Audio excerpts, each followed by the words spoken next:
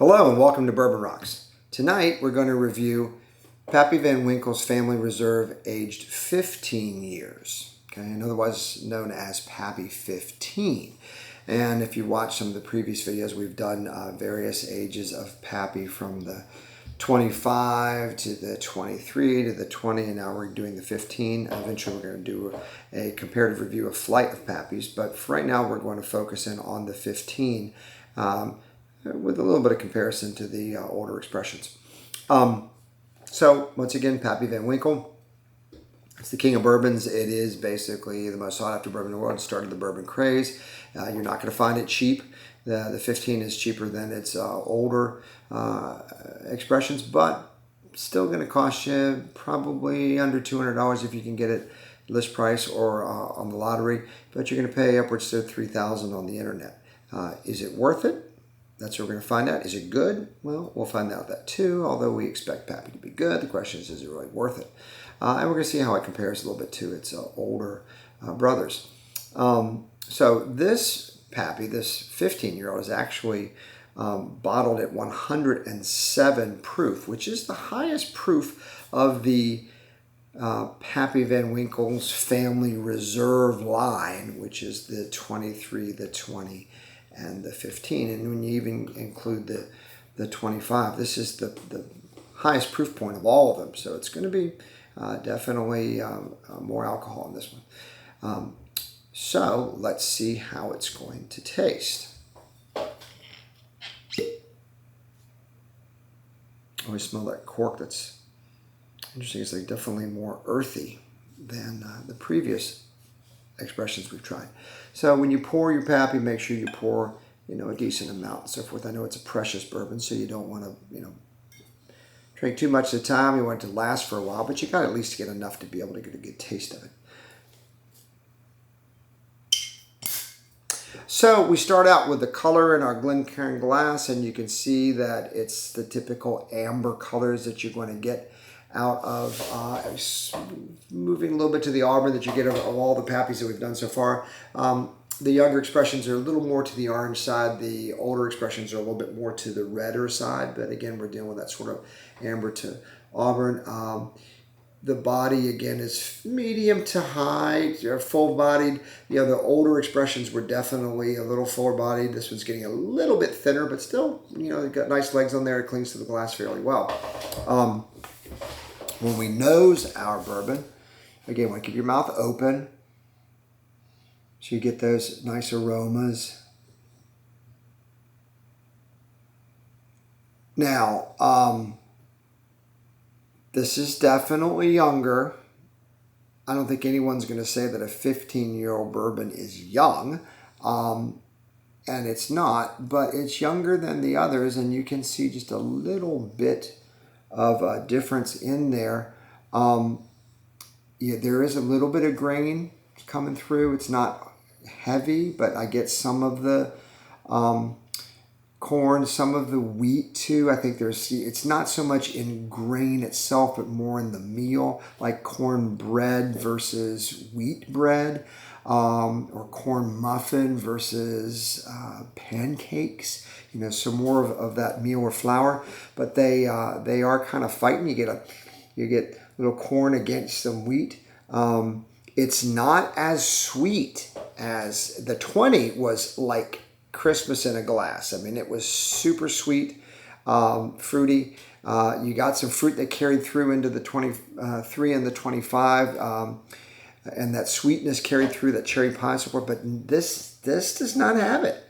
This 15 is not carrying that sweetness like you had in the older Pappies. Definitely, more of a flour, cornbread, pancake type. Now in the palate,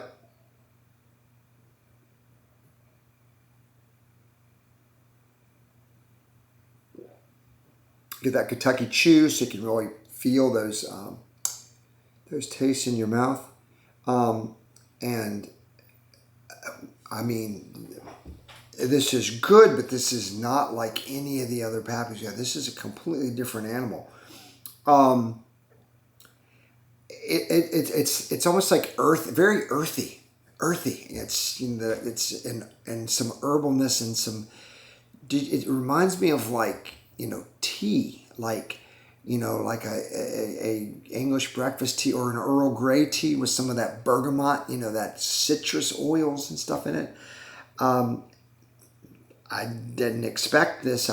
Previous Pappies have a lot more of the candied fruits, the cherry and the dates and apricots and and that sort of a lot more caramel and vanilla, your typical bourbon flavors. But I'm not really getting that. I'm getting much more of an earthiness, of a herbalness and so forth, which really is it's almost like breakfast.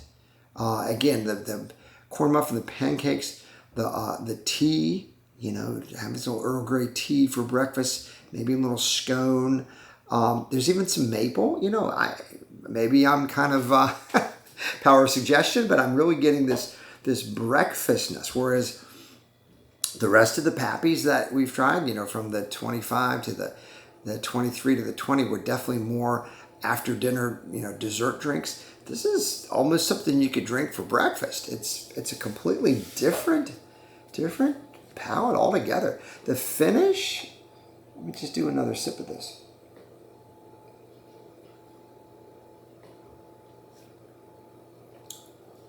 Still, like leathery, those earthy type flavors. This is not anything like the other Pappies. Is it better? No, it's good. It's good in its own way. I personally like sweeter bourbons. That's why I like wheated bourbons. They tend to carry a little more of the sweetness. This is definitely very different, but it's still good. I mean, there's some oak here.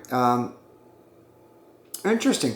I kind of wonder where that earthiness is coming from. Is it coming from the actual wood itself? People talk a lot about, the char in the barrel and so forth, but very few people discuss much about the actual barrel itself and, where the wood comes from. But, these cooperages, obviously they cut the trees down and then they cut the wood that they're going to make the staves out of, like Independent Stave and Kelvin, some of the big cooperages. But that wood may actually set around for a while, exposed to the elements before they actually use it. And I wonder if some of the wood itself has some flavors because that isn't necessarily in the char. I don't know that if anybody out there maybe wants to make a suggestion, I appreciate that. But that kind of is what's crossing my mind, where that earthiness is coming from. Definitely different from the rest of the Pappies. So what do we think? What's the final score here? Well, the finish is a little bit medium, not quite as long as the higher age ones. Now, interesting, the proof. Okay, so the proof is higher on this one too. And so that's going to pull a different kind of flavor out of the wood because I typically like higher proof bourbons. Most of the Pappies so far have been relatively low proof, but they've drank a lot hotter. The 20, a little bit, the 23, a little bit more. The 25 definitely drank hotter. This one drinks at pretty much its proof point at 107, but I wonder if that truly higher alcohol content does bring some different flavors. But I was truly shocked. The other ones, and I've tried all these Pappies before. To be honest, this is not the first time I've had these. But this one kind of surprised me a little bit after drinking the super, Christmassy sweetness of the 20 to come down to this 15, a completely different whiskey altogether. But anyway, it's still good in its own right. I was kind of give it a king at first because I'm going, this just doesn't live up to the expectations. But then again, it's Pappy. Even the worst of the four that we've tried, of the four that we've tried is still amazing. It's kind of like saying, Attack of the Clones was not a good Star Wars movie. Well, it wasn't compared to the other Star Wars movies, but it was still a Star Wars movie. So, this is still a Pappy Van Winkle. It's still an exceptionally good bourbon. Just the worst of the four highest aged Pappies, but still good. Definitely still good. Earthy, slightly different. Anyway, check out our reviews on bourbonrocks.com. Thank you very much for listening, and we'll see you again soon. Oh, by the way, we're going to do a flight of the 4 oldest Pappies. We hope that's the first time, we think that's the first time on the internet's ever been done. Thank you.